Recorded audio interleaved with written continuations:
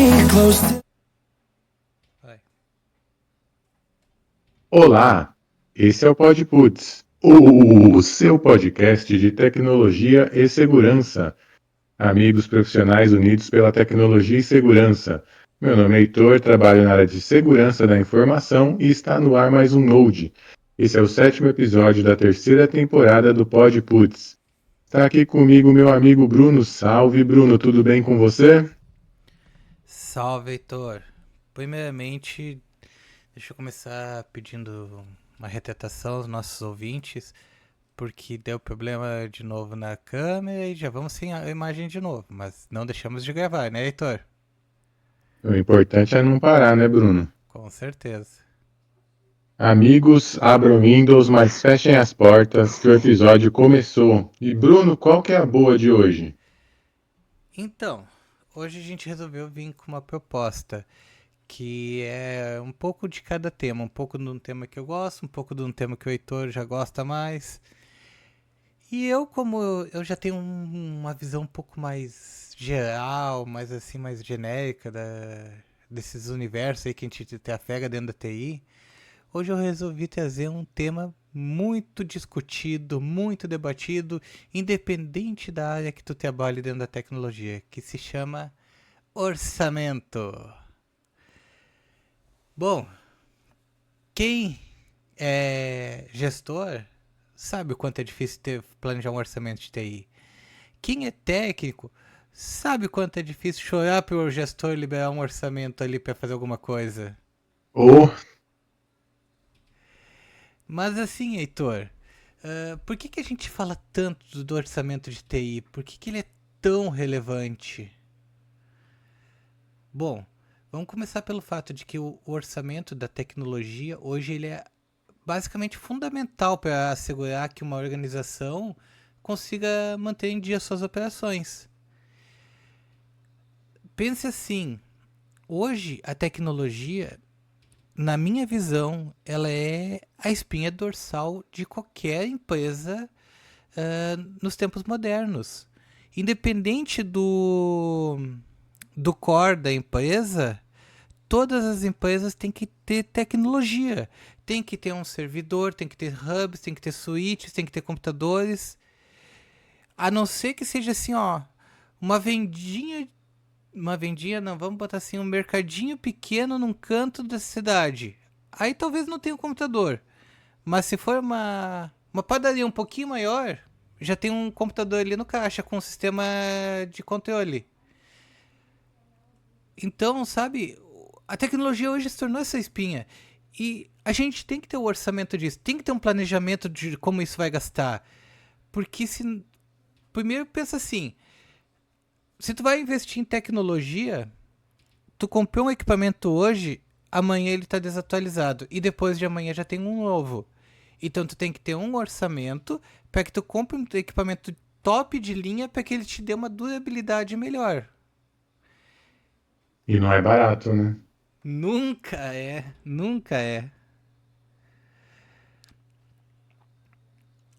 E assim, além disso, tem o fato, né, Heitor, que as demandas de TI crescem.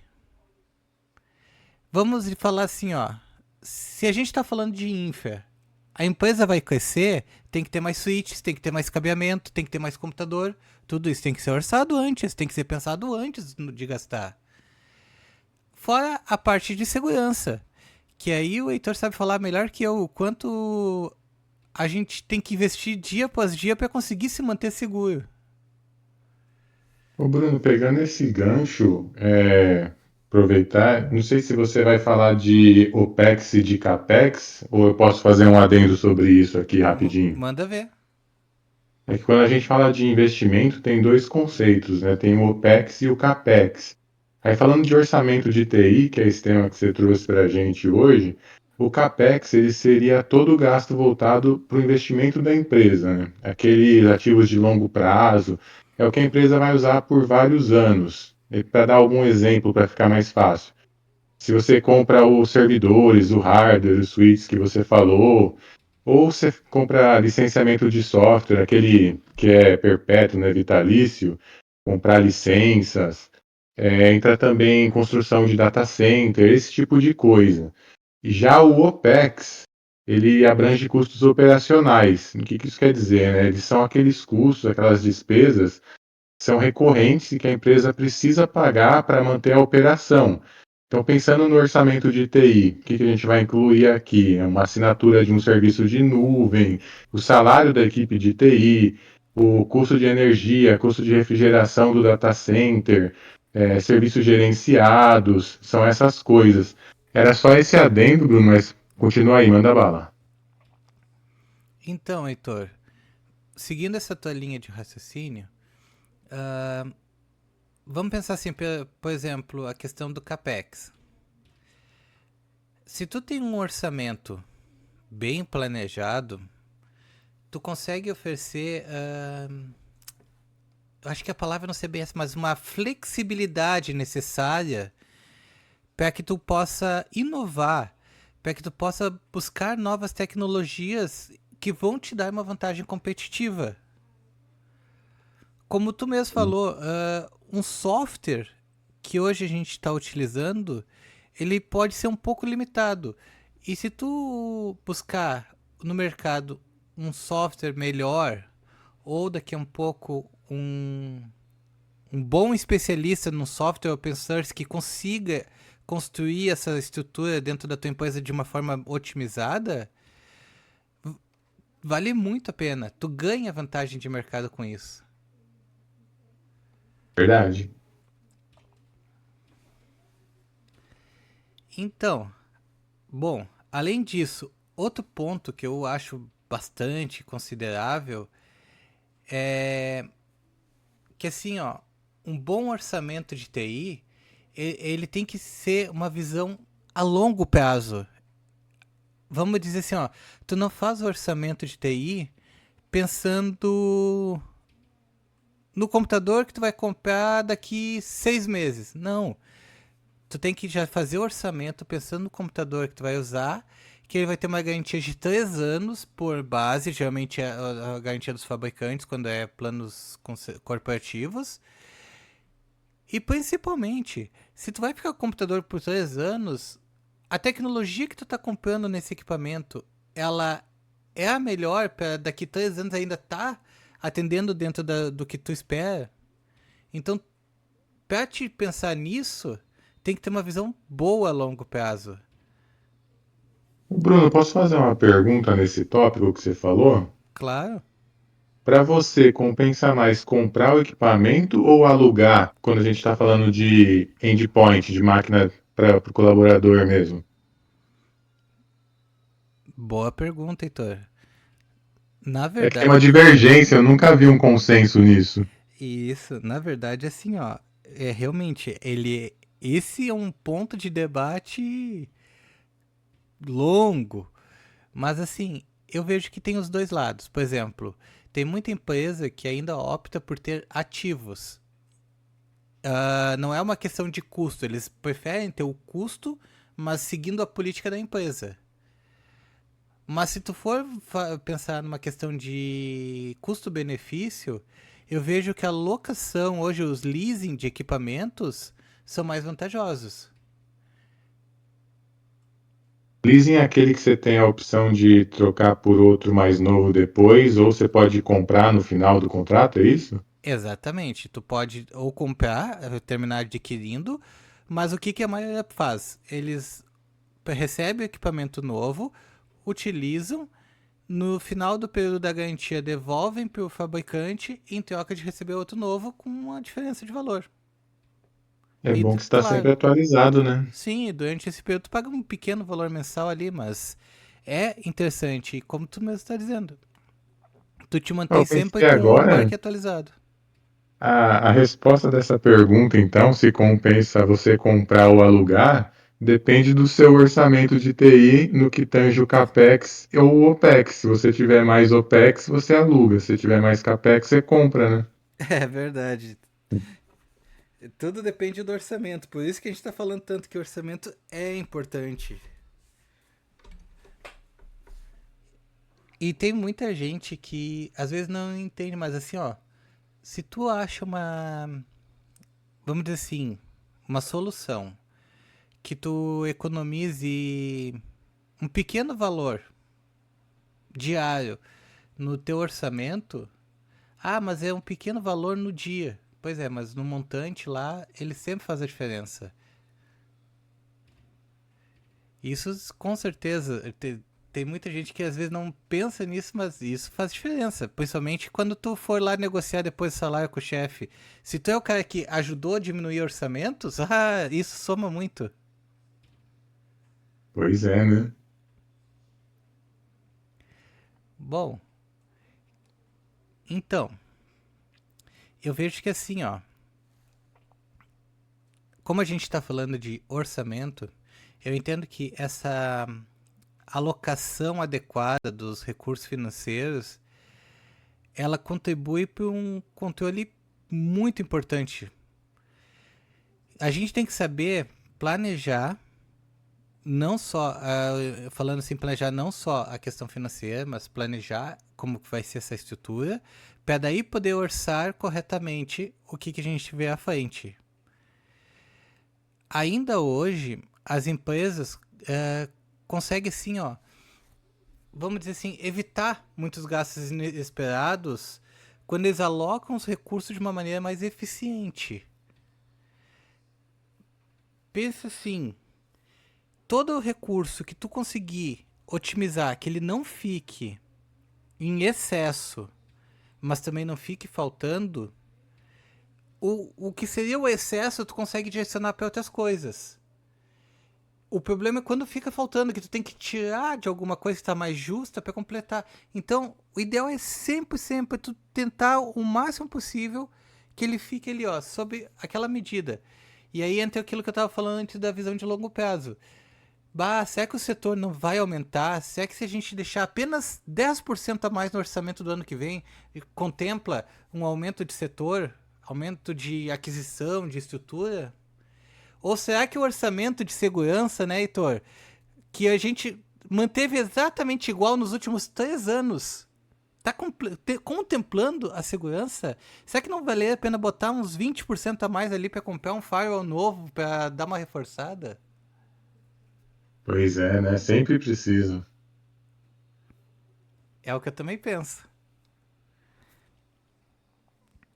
Bom, em resumo, no meu ver, eu acho a questão do orçamento de TI uma coisa muito importante. E que, como eu disse, a gente aqui tá dando só uma planada por cima, porque é um assunto que, meu Deus, se botar uma meia dúzia de gente aqui, o debate se desenvolve louco. Verdade. Como a gente disse, não tem um consenso, né? É, não tem não. Se botar aqui, por exemplo, o gestor para falar, ele vai dizer que o orçamento é importante, mas que tem que mensurar bem.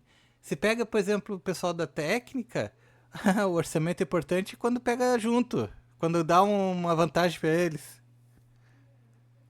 E não pode ser aquele orçamento tipo pedreiro, né, Bruno? Ele olha assim, ah, vai uns 3 metros disso, uns 4 caixas daqui. Você tem que calcular bem, né? Sim, sim, tem que ser sempre bem calculado. E geralmente é anual mesmo e vai ajustando no decorrer do semestre, né? Agora tu falou de orçamento de pedreiro.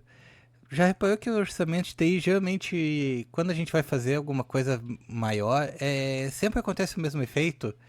Vamos dizer assim, a gente orçou, vamos pegar como exemplo baixo, tá? Eu sei que o valor é muito baixo, mas vamos dizer que a gente orçou R$ 1.000.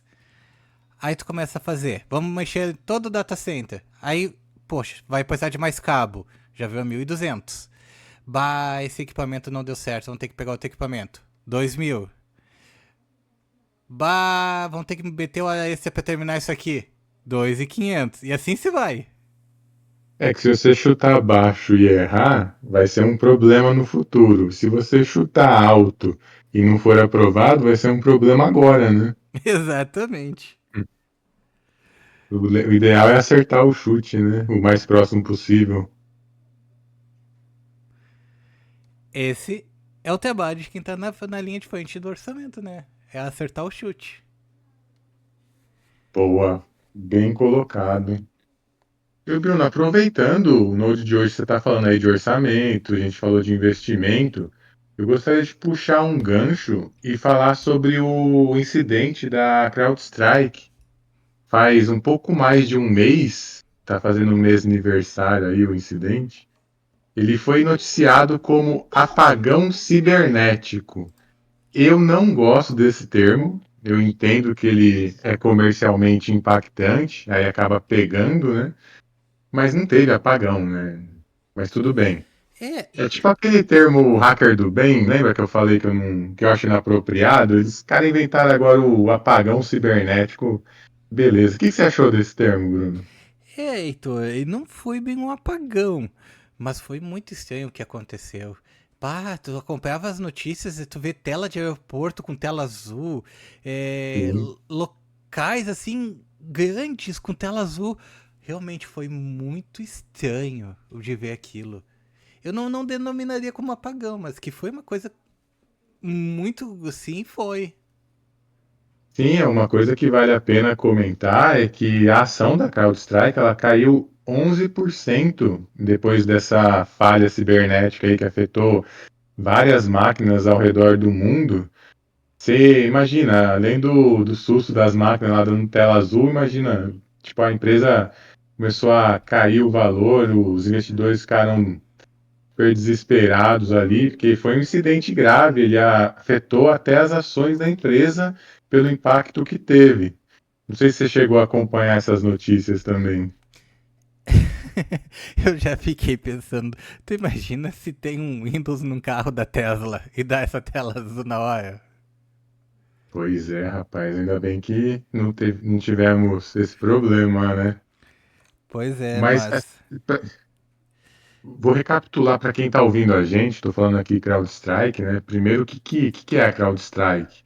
Ela é uma empresa de segurança cibernética que foi criada em 2011 e a tecnologia deles, olha que ironia isso, né? Ela serve para proteger as empresas de ataques cibernéticos. Eles são os grandes concorrentes da SentinelOne. Esses dois são os maiores do mercado. Talvez a solução que chegue mais perto ali, pensando em nível de proteção, seja a da Microsoft. Que a Microsoft aí teve uma estratégia de comprar um monte de empresa para fazer a solução deles melhor e realmente ficou boa agora. Mas aí tem esses dois, né? O Ô, SentinelOne e o Heitor, CrowdStrike no topo. deixa eu Oi. te interromper. Quando tu fala da Microsoft, tu tá falando de soluções incorporadas no Defender? É, eles têm aquele painel com Defender, Intune, eles têm um CIEM também, que é o Sentinel, o nome é até igual ao do outro, né? Um é Sentinel-One, o da Microsoft é o Sentinel. Tudo isso integrado fica muito bom. O problema é que você vai comprando as coisas separadamente. Aí fica caro. Se você comprar toda a solução deles, é excelente. É tudo funcionando em conjunto ali, funciona muito bem. Mas se você tiver só o básico, aí ele fica um pouco uma prateleira abaixo, digamos assim, né? Como outros concorrentes também, né? Fora esses que a gente está citando aqui, tem um monte de outros concorrentes, mas quando você pega no quadrante mágico do Gartner, ou pega os comparativos, aí eles se destacam um pouco mais, né? Aí eu fiz essa contextualização aí da empresa para te perguntar, Bruno, você chegou a usar o CrowdStrike? Você conhece alguém que teve problema aí com esse apagão que teve? Como que foi? Então, pelo menos pra minha felicidade, não foi. Não fomos afetados. Mas, cara, eu fiz um curso da CrowdStrike um tempo atrás, uns anos atrás, e eles mostravam ter um know-how muito bom nessa área. Foi surpreendente eles não ter planejado isso assim, não ter imaginado que fosse acontecer, porque pelo menos no que eles nos apresentavam da empresa deles, o know-how deles é minucioso, tanto em questão de cyber como em conhecimento técnico da área. Sim, com certeza. Eu aqui particularmente não vou falar qual que eu uso, mas eu também não tive problema com esse incidente, ele não me afetou. E para explicar aí mais ou menos como que foi o incidente, foi uma atualização do software da CrowdStrike que realmente ela deu tela azul no Windows e ele não ligava mais, né? E foi o caos. Aí agora o pessoal do Pinguim vai ficar feliz, né? Porque os Linux, eles continuaram funcionando normalmente. Olha que maravilha. O problema é que muito servidor que era o Windows parou, muita máquina Windows parou. Enfim, a atualização ela chegou em várias máquinas de forma automática. Aí travou, deu a tela azul e depois a empresa lançou a correção. Só que as máquinas elas não voltam a funcionar magicamente. Foi uma correria ali para aplicar a correção e tal. E eu conheço gente aí que teve que se virar nos 30 para reverter o problema, né? A CrowdStrike ela é muito grande, ela tem muita empresa que adotou a solução deles, então realmente o impacto foi mundial. E muita gente perdeu o sono, né, Bruno? Sim, cara, o que mais me chamou a atenção de, vamos dizer, de tudo que a gente viu, que foi um caos realmente para quem sofreu, foi vítima do efeito que causou, foi ver aquele globo que tem em Las Vegas, que é todo ele com tela pela parte externa, aquilo lá ficou tudo em tela azul. Eu acho que era montagem, mas ficou legal. Ficou muito massa, cara. Se foi montagem, foi muito bem montado. Se não foi, foi muito melhor. Porque, pô, a marketing que os caras ficaram com aquilo lá foi muito bem bolado. Eu não apostaria que é verdade, mas ficou bem legal. Eu vi essa imagem, foi bacana mesmo. Agora, imagem séria, assim, ó, que realmente aconteceu, e isso foi o preocupante, foi ver telas de aeroportos com tela azul. Aviões não conseguindo decolar, as pessoas ficando presas nos aeroportos. Imagina, tu ali preso sem poder sair porque o sistema de computadores não está funcionando. Sim, complicadíssimo. Mas agora, pensando como que é possível evitar esse tipo de problema? A teoria, todo mundo sabe, é criar um ambiente de homologação para validar as atualizações. Isso aí, Mas no bloqueio mundo real, WSUS. então, Bruno, no mundo real, essa teoria, ela fica distante, né? Porque pensa só, nesse caso específico desse exemplo do incidente, é uma atualização de segurança. Geralmente, você quer aplicar a atualização de segurança o mais rápido possível, porque é uma atualização de segurança, certo? E beleza. Você vai no ambiente de homologação, aplica a atualização, valida que está tudo certo, aí depois você aplica para o resto das máquinas. Falando assim, ficou lindo, né? Mas eu te pergunto, quantas empresas que fazem isso na prática? Pelo impacto que foi, parece que não são muitas, né? Pela treta aí que rolou depois do problema que afetou tanta gente, parece que não é todo mundo que está fazendo isso. Você meio que acaba confiando na empresa de segurança e assume que a validação deles é suficiente. Aí, quando dá errado essa choradeira, ranger de dentes, o pessoal ficou grisalho, careca, mau humor, lamentando. Foi isso, né, Bruno? Com certeza. É, é como tu disse, no fim, tu tem que sempre ter um. Não é.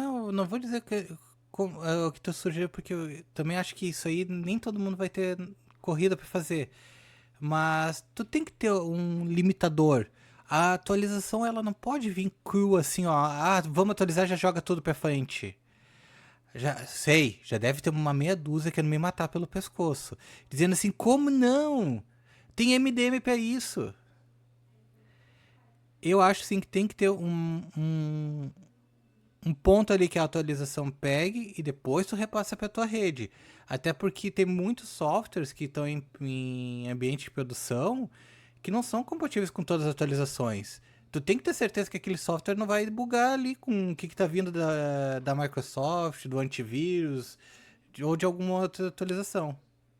Pelo que eu entendo, Bruno, você está sugerindo um meio termo, né? Você não quer que cada atualização passe por um comitê, fazendo uma reunião de mudança, seja aprovado, documentado, mas também não pode ser esse estilo, vai cavalo, solta para todo mundo e vê o que que dá, né?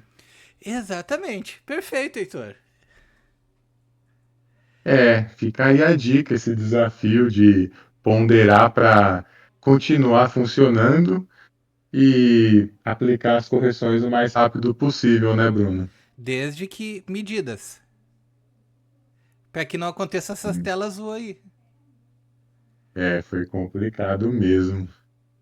Mas a princípio, Bruno, o que eu queria trazer desse incidente era mais isso, uma visão mais por cima mesmo. Agora já Claro. está tudo resolvido. Provavelmente vai demorar muito para acontecer de novo, porque está todo mundo bem ligeiro agora, né? Com certeza.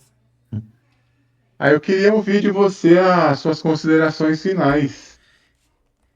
Então, Heitor, falamos um pouquinho de um assunto, um pouco do outro, mas sempre trazendo conteúdo para esse pessoal que nos escuta, né? Acho eu que foi muito proveitoso hoje. Sim, com certeza. Se precisar aí fazer um aprofundamento técnico no incidente, a gente pode fazer também, mas eu acredito que aí é uma coisa tão específica que quem estiver ouvindo vai dormir, né? Então, achei melhor falar mais por cima mesmo, Bom, uma e se visão estiver nos geral. ouvindo e quiser dar uma sugestão de assunto, sabe onde nos achar. Estamos nas redes sociais. Com certeza.